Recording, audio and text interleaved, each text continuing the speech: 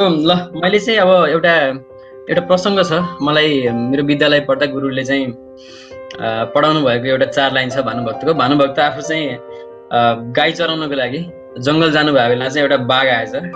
उहाँ चाहिँ एकजना साथी, एकजना साइला भन्ने साथी हुनुहुँदो रहेछ र उहाँले चाहिँ त्यो विषयमा बाघ आइसकेपछि के घटना घट्यो त्यसलाई चाहिँ एउटा कविता बनाउनु भएको रहेछ। त्यसको 4 लाइनबाट म पहिला आफ्नो कविता सुरु गर्छु, त्यसपछि मेरो कविता सुनाउँछु एउटा।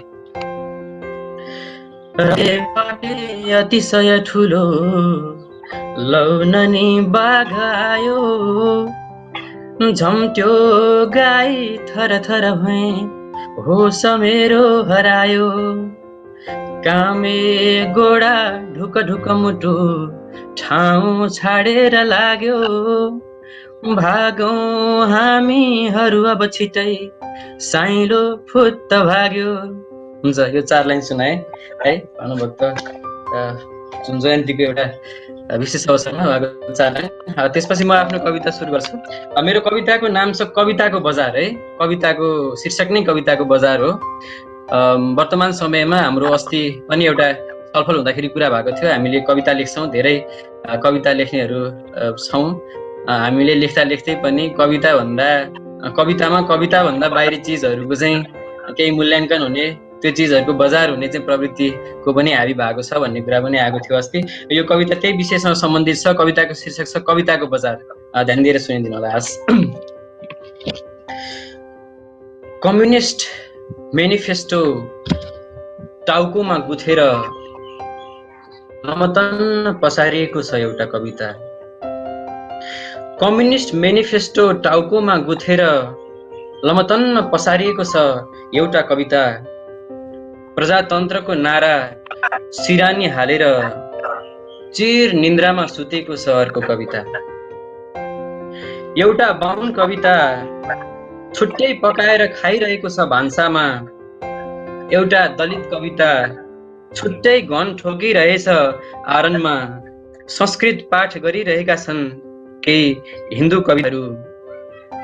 अङ्ग्रेजी गीतको रटान मारिरहेका छन् केही क्रिस्चियन कविताहरू। आफ्नै ढुङको पूजा गरिरहेका छन् केही बौद्ध, सिख, मुसलमान कविताहरू। यस्तो समयमा तपाईँ यो कविताको बजारमा कविता सुन्न आउनुभयो। यस्तो समयमा तपाईँ यो कविताको बजारमा कविता सुन्न आउनुभयो। कुन कविता सुन्नुहुन्छ महोदय? कुन जातको, कुन धर्मको, कुन वर्ण, कुन स्तर, कुन वर्गको कविता? कुन कविता सुन्नुहुन्छ महोदय? कुन जातको, कुन धर्मको, कुन वर्ण, कुन स्तर, कुन वर्गको कविता? प्रथम बनाएर ताली पिटाइएको विखण्डनकारी कविता कि कुनामा मिल्काइएर सुकाइरहेको सद्भावको कविता? मलाई लाग्दैन तपाईँ मेरो कविता सुन्न आउनु भएको हो। मलाई लाग्दैन तपाईँ मेरो कविता सुन्न आउनु भएको हो, किनकि यो बजारको कवितामा मेरो कविताको बजार छैन। मलाई लाग्दैन तपाईँ मेरो कविता सुन्न आउनु भएको हो, किनकि यो बजारको कवितामा मेरो कविताको बजार छैन। कि सुन्नु छ तपाईँलाई वर्षौं अघि मुगलान पसेर नफर्किएको कविता? कि सुन्नु छ तपाईँलाई वर्षौं अघि मुगलान पसेर नफर्किएको कविता? कि खोतल्नु छ तपाईँलाई कविताहरूकै लासले थिचिएर मरेको कविता? बुझ्नु छ र तपाईँलाई उखुबारीमा बलात्कार भएका कलिला कविताहरू? खोज्नु छ र तपाईँलाई सिंहदरबार पुगेर गाउँ भुलेका निर्दयी कविताहरू? भन्नुस् छ भने त तपाईँ मेरो कविता सुन्न आउनु भएको होइन। यो बजारको कवितामा मेरो कविताको बजार छैन भने त तपाईँ मेरो कविता सुन्न आउनु भएको होइन। यो बजारको कवितामा मेरो कविताको बजार छैन। म मुटु बिछाएर देश लेखिरहेको बबुरो कवि। म मुटु बिछाएर तपाईलाई सुनाउन सक्छु र मेरो देशको कविता। धन्यवाद सर। सबैलाई नमस्ते है। आज भानु जयन्तीको अवसरमा पनि जो यहाँ कविता वाचन गर्दै हुनुहुन्छ अनि सुन्दै हुनुहुन्छ उहाँहरूलाई भानु जयन्तीको पनि शुभकामना अनि मेरो पनि सम्झना। मलाई चाहिँ आज कस्तो हामी त्यो ग्लास हाउसमा त्यसपछि जुब्ली पार्कमा कार्यक्रम गर्दै गोलो घेरामा बस्दै हामीले कविताहरू वाचन गरेको आफ्ना कृतिहरू वाचन गरेको मलाई त्यो याद आइरहेछ। अनि मलाई कस्तो केही फरक नै लागिरहेको छैन। म घरमा बसेर भनिरहेको छु, म डिजिटली भनिरहेको छु जसरी, आशा छ सबैलाई त्यस्तै फिल भइरहेछ। म चाहिँ एउटा कविता भन्छु अहिले। मेरो कविताको शीर्षक छ बर्बरता। एउटा लघु कविता। म अलिकति परिवेश भन्न चाहन्छु। यो जुन नवराज को यो चौरजारी घटना सम्बन्धित कविता छ, एउटा लघु कविता हो। यो परिवेश चाहिँ कस्तो छ भन्दाखेरि एकजना मान्छे त्यो चौरजारी स्थलमा, त्यो जुन ठाउँमा चाहिँ घटना घट्यो त्यो ठाउँमा गएर बसिरहेको हुन्छ। त्यो ठाउँमा गएर बसिरहेको हुन्छ ढुङ्गामाथि। अनि उसलाई यो सबै सोचहरू आउँछ र उसले एउटा कविता रच्छ त्यहाँनिर। कविताको शीर्षक छ बर्बरता र कविता यसरी सुरु हुन्छ। बर्बरता। भेरी बगिरहेछ, छङछङ निलो पानीमा भेरी निरन्तर बगिरहेछ। नजिकैको भिरको मुहार परिवर्तित भइरहेछ आकाशतिर। भेरी बगिरहेछ। म ओर छु। नवराज र उसका साथीहरू बितेको ठाउँदेखि अलि ओर। म अनायसै नवराजको प्रेमिकाकी ठकुरी आमालाई सम्झिरहेछु, अनायसै। के अब उनी नवराज र उसका साथीहरू ज्यान जोगाउँदा दौडेको बाटो हेर्न छोड्लिन्? ए लामो बाटो। भेरीमा सायदै कुनै तथाकथित उपल्लो जातले नुहाउला अब। मान्छेका टाउकाहरू मुखुन्द भएपछि, बर्बरताको पट्टीले आँखा छोपिएपछि अन्धो हुँदो रहेछ सभ्यता। घरमा बनेका भाँडा औजारहरू देखिँदैनन् सायद त्यसपछि। सायद अस्पतालका शैय्याहरूमा बगिरहने रगतका पोकाहरूका तपतपमा जातको ध्वनि गुन्जिँदैन। सायद श्रमले जात हेर्दैन फेरि, ठकुरी आमाले हेरे जसरी। जातीय बर्बरताले थिलो थिलो समाजमा एउटा कामीले मर्दा मर्दै सायद अन्तिम सास स्वच्छन्द भएर फेरियो हावा जसरी। उसले फेरि सोच्यो होला, अन्तिम सास हावामा बिलाउँदै गर्दा उसले सोच्यो होला, अब म दौडेको बाटोमा मान्छेहरू हिँड्लान् कि नै।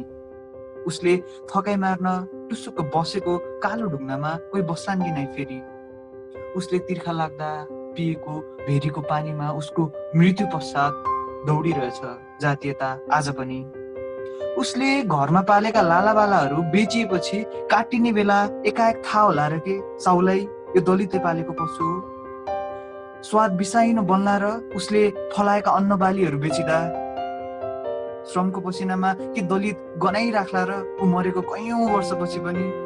उसलाई मार्न प्रयोग भाला र बन्चरोहरूले जात त चिनेनन्, रेटिराखे उसको गला। यी प्रश्नहरू सोच्दै सायद संहिताका मसियाहरू मुसुक हाँस्दै होलान्। अनि काठमाडौँको एउटा अपार्टमेन्टमा बस्दै सोच्दा हुन्, अब छुवाछुत छैन। कालो बादलले ताराहरू ढाके जसरी ढाक्न खोज्दा हुन् यो भइरहेको बर्बरता। तर यो बर्बरता बौलाइरहेछ भेरी उर्लिए जसरी, चौरजारीका रुखहरू हल्लिए जसरी। मर्दा मर्दै नवराजको मन जसरी उदाङ्गो भएर निडर भएर आकाशतिर उडेको थियो, त्यस्तै पागल भइरहन्छ जातीय बर्बरता। हाँसिरहन्छ अट्टहास नरोक्की सभ्यतालाई माझिउला देखाउँदै। धन्यवाद। कविताको शीर्षक छ सपनाको सरकार। यो चाहिँ एउटा बर्बाद भएको जनताको सपना हो। त्यो जनताको चाहिँ कुनै एकजना भनौँ एउटा प्रतिनिधि जनताले चाहिँ कस्तो सपना देखेछ त्यो विषयमा कविता सम्बन्धित छ। कविताको शीर्षक छ सपनाको सरकार। है सपनाको सरकार, सरकारको सपना होइन है, सपनाको सरकार। कविता सुरु गर्छु। हिजो राति सपनामा फेरि सरकार आयो। हिजो राति सपनामा फेरि सरकार आयो, भन्यो म तँलाई बर्बाद बनाउँछु। हिजो राति सपनामा फेरि सरकार आयो, भन्यो म तँलाई बर्बाद बनाउँछु।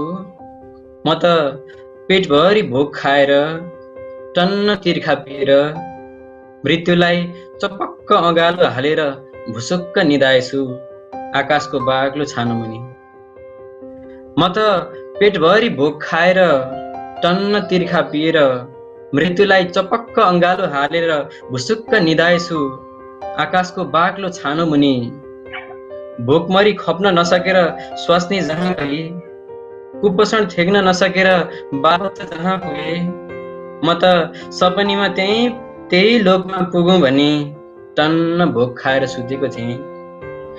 भोकमरी खप्न नसकेर स्वास्नी जहाँ गई, कुपोषण थेग्न नसकेर बालबच्चा जहाँ पुगे, म त सपनामा त्यही लोकमा पुगौँ भनी टन्न भोक खाएर सुतेको थिएँ।